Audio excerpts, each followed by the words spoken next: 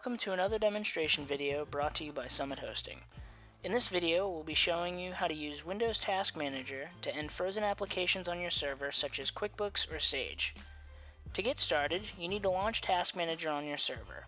There are a couple different ways to do this, one of which is by pressing Ctrl, Alt, and End on your keyboard, and then selecting Task Manager from the options that appear.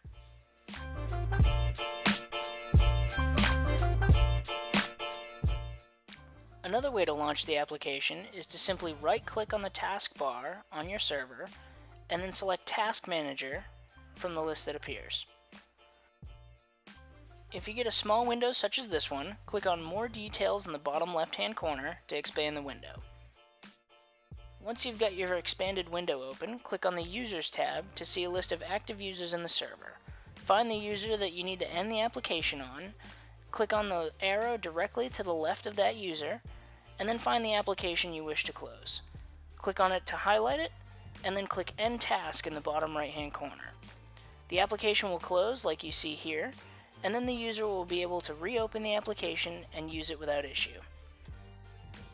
Congratulations! You just learned how to use Windows Task Manager on your server to end a frozen application for yourself or another user who's having trouble.